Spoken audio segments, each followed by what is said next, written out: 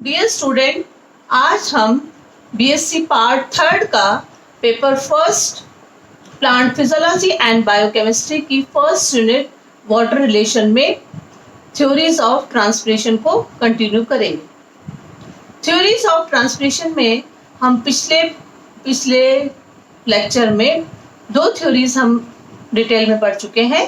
पहली थ्योरी थी theory of photosynthesis in guard cell and second theory है starch glucose inter conversion hypothesis.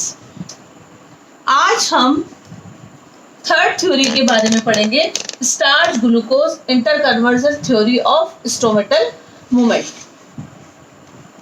Young and Tung in 1948 के अनुसार द्वार कोशिकाओं में जो गार्ड सेल हैं उनमें एक एंजाइम प्रेजेंट होता है, वो एंजाइम होता है फॉस्फोराइलेज।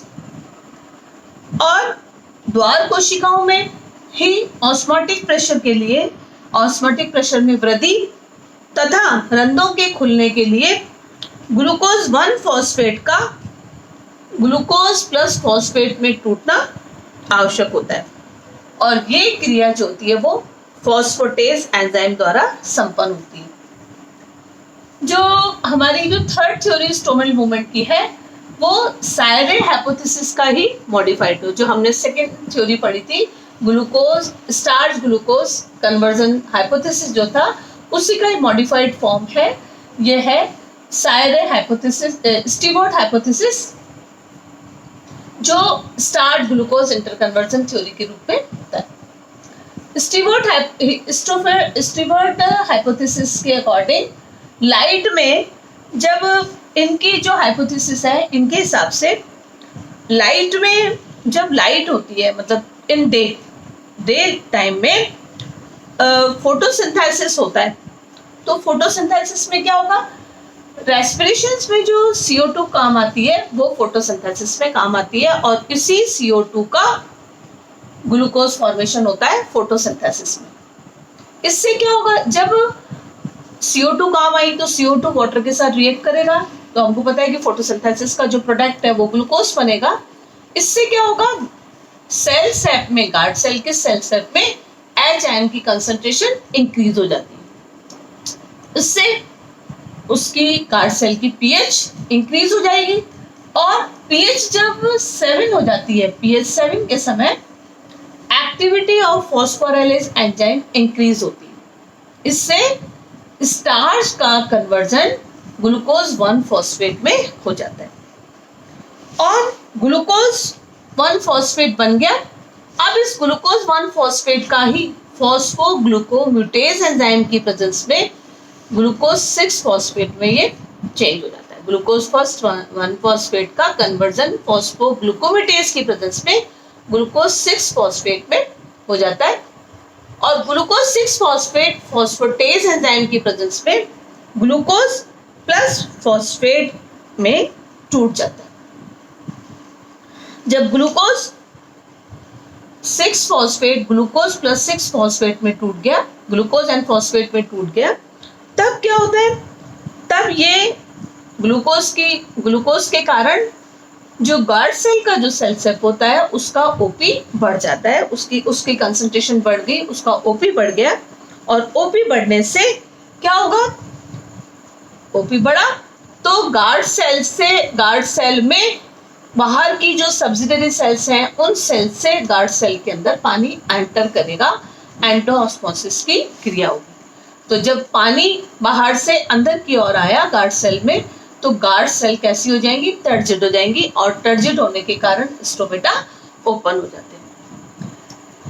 इसी तरह से जब डार्क होता है इन नाइट में क्या होगा, फोटोसिंथेसिस की क्रिया नहीं होगी, तो जो रेस्पिरेशन में जो CO2 निकली उस CO2 के कारण सब स्टोमेटल कैविटी में CO2 की कंसंट्रेशन इंक्रीज हो जाती है और गार्ड सेल का pH इससे लो हो जाता है और इस लो होने के कारण अब क्या होता है, ग्लूकोज हेक्सोकाइनेज प्लस ATP की प्रेजेंस में ग्लूकोज 1 फॉस्फेट का निर्माण होता है और फॉस्फोराइलेज की प्रेजेंस में ग्लूकोज 1 फॉस्फेट स्टार्च में कन्वर्टेड हो जाता है और स्टार्च में कन्वर्ट होने के कारण कोशिका रस में क्या होगा, कोशिका रस की सांद्रता कम हो जाएगी, तो ओपी क्या होगा, डिक्रीज हो जाएगा। जहां ओपी डिक्रीज होने के कारण गार्ड सेल से पानी जो होगा वो बाहर की तरफ अपनी सब्सिडरी सेल्स और अन्य सेल में चला जाएगा एक्सोऑस्मोसिस के कारण। तो गार्ड सेल कैसी हो जाएंगी, फ्लैक्सिड हो जाएंगी, और फ्लैक्सिड होने के कारण स्टोमेटा क्लोज हो जाएंगे।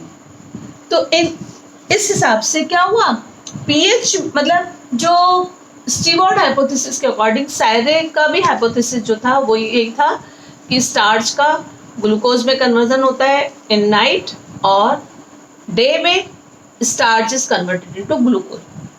लेकिन उसी को उन्होंने पीएच इंक्रीज और पीएच डिक्रीज फॉर्म में उसको मॉडिफाइड कर दिया स्टीवर्ड हाइपोथेसिस। इनके हिसाब से जब गार्ड सेल इन लाइट में क्या होगा, इसको समझाने से पहले हमको पता है कि स्टार्च का कन्वर्जन ग्लूकोज 1 होगा जब पीएच 7 हो जाती है। फिर ग्लूकोज 1 का ग्लूकोज 6 में चेंज होता है ग्लूकोम्यूटेस की प्रेजेंस में। फिर ग्लूकोज 6 जो होता है ग्लूकोफॉस्फोटेस एंजाइम की प्रेजेंस में ग्लूकोज +1 में बदल जाता है, और ये हेक्सोकाइनेस की प्रेजेंस में ग्लूकोज में चेंज हो जाता है। Guard cell in light according to starch glucose interconversion में हम देखते हैं कि लाइट में जब दिन का समय होता है तब गार्ड सेल में क्या रिएक्शन होती है। तो गार्ड सेल इन लाइट, ये आप बोलेंगे प्रकाश में द्वार कोशिकाओं का क्या होता है, उन मीजोफिल में फोटोसिंथेसिस की उच्च दर हो जाएगी। हमको पता है कि जब हम सेल का स्ट्रक्चर, लीफ का स्ट्रक्चर देखते हैं तो लीफ की आउटर एपिडर्मिस होती है, उसमें मीजोफिल है, मीजोफिल के नीचे स्पंजी, मीजोफिल जो होता है वो पैलिसड और स्पंजी में चेंज होता है। तो जब दिन का टाइम है, इन डे टाइम मीजोफिल में फोटोसिंथेसिस की हाई रेट हो जाती है। उससे क्या होगा, गार्ड सेल में CO2 की कंसंट्रेशन की मात्रा में कमी हो जाती है। क्यों कमी होती है, क्योंकि वो CO2 जो थी, जो रेस्पिरेशन से निकली, वो फोटोसिंथेसिस में काम आ गई। क्योंकि हम ऊपर स्टेप पढ़ ही चुके हैं कि फोटोसिंथेसिस की दर उच्च होती है। तब यहाँ पर क्या होगा, आगे में pH in guard cell increase हो जाएगी। जब CO2 की कंसंट्रेशन ज्यादा हुई तो पीएच की कंसंट्रेशन, HM की कंसंट्रेशन गार्ड सेल में बढ़ेगी। उस स्थिति में स्टार्च का कन्वर्जन ग्लूकोज में हो जाता है।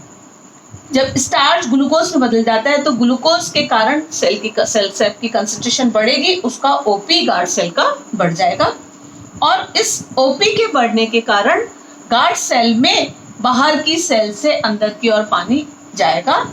इससे क्रिया होगी एंडोऑस्मोसिस की क्रिया होती है, और एंडोऑस्मोसिस के कारण गार्ड सेल टर्जिड हो जाती है और स्टोमेटा ओपन हो जाते हैं। अब नाइट में क्या होता है, नाइट में गार्ड सेल में CO2 का निष्कासन, मतलब श्वसन के द्वारा हमको पता है कि CO2 का निष्कासन होता है, लेकिन फोटोसिंथेसिस की तो एब्सेंस है। तो CO2 की कंसंट्रेशन जो होती है गार्ड सेल में बढ़ जाएगी, क्योंकि जहाँ डे टाइम था उस समय तो CO2 फोटोसिंथेसिस में काम आई, लेकिन यहाँ पर फोटोसिंथेसिस नहीं हो रहा, तो रेस्पिरेशन से जो CO2 निकली, CO2 जो बनी, उसके कारण गार्ड सेल में CO2 की कंसंट्रेशन बढ़ जाती है। और इससे क्या होगा, CO2 की कंसंट्रेशन बढ़ने के कारण pH decrease in guard cell. ऐसी स्थिति में glucose is converted into starch में चेंज हो जाता है, ग्लूकोज का स्टार्च में कन्वर्जन हो जाता है। इसके कारण क्या होगा, सेल सेप के अंदर कंसंट्रेशन कम हुई, उससे ओपी भी गार्ड सेल का डिक्रीज हो जाएगा, और डिक्रीज होने के कारण गार्ड सेल से सारा पानी जो होगा वो बाहर की ओर चले जाएगा। कौन सी क्रिया होगी, एक्सोऑस्मोसिस की क्रिया होती है। इसी एक्सोऑस्मोसिस के कारण जब सेल के अंदर गार्ड सेल से सारा पानी बाहर आ गया तो वो कोशिका शलत हो गई, फ्लैक्सिड हो जाती है, और फ्लैक्सिड होते ही क्या होगा, स्टोमेटा क्लोज हो जाते हैं। तो इस तरीके से ये जो हमारा कन्वर्जन, ये हमने थ्योरी पढ़ी ग्लूकोज स्टार्च इंटरकन्वर्जन थ्योरी। लेकिन कई कारणों से इस थ्योरी को सही माना नहीं गया।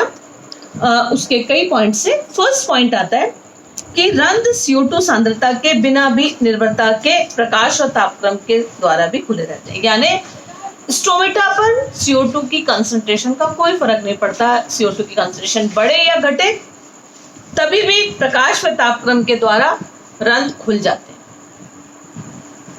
कुछ पौधों में, सेकेंड पॉइंट है, कुछ पौधों में गार्ड सेल में स्टार्च अनुपस्थित होता है, फिर भी रंध्र का खुलना व बंद होना एक सामान्य क्रिया है। यानी अगर वहां पर स्टार्च नहीं होता, हम ये कह रहे हैं कि क्योंकि थ्योरी का ही नाम है ग्लूकोज स्टार्च कन्वर्जन, लेकिन कुछ ऐसी सेल्स होती हैं, कुछ ऐसी प्लांट्स भी होते हैं जिन प्लांट्स में उनकी गार्ड सेल में स्टार्च नहीं है, एब्सेंट है, फिर भी स्टोमेटा ओपन भी होते हैं और क्लोज स्टोमेटा का मूवमेंट होता है। थर्ड जो इसका पॉइंट है कि CO2 की उपस्थिति में द्वार कोशिका के pH में इतना परिवर्तन नहीं कर सकती, जो कि यानी CO2 की उपस्थिति, प्रेजेंस ऑफ CO2 के कारण pH में इतना चेंज नहीं होता कि वो स्टार्च को ग्लूकोज में या ग्लूकोज को स्टार्च के में परिवर्तन कर सके। स्टार्च की मात्रा में बिना कोई परिवर्तन के भी पादपों में दोपहर के समय में रंध्र बंद हो जाते हैं। स्टार्च का ग्लूकोज में या ग्लूकोज का स्टार्च में कन्वर्जन इतना धीमा होता है कि रंध्र के खोलने या बंद होने के लिए भी अपर्याप्त होता है। मतलब इतना धीरे कन्वर्जन हो रहा है, जिसके कारण रंध्र जो होते हैं वो रंध्र का खुलना और बंद होना अपर्याप्त होता है। प्रकाश की उपस्थिति में द्वार कोशिका में स्टार्च तो समाप्त हो जाता है, परंतु शर्करा का ग्लूकोज के स्थान पर मैलिक एसिड का निर्माण हो जाता है।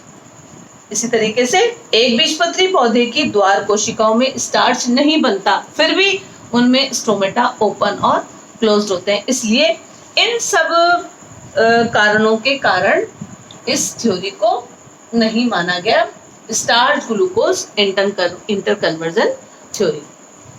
Thank you.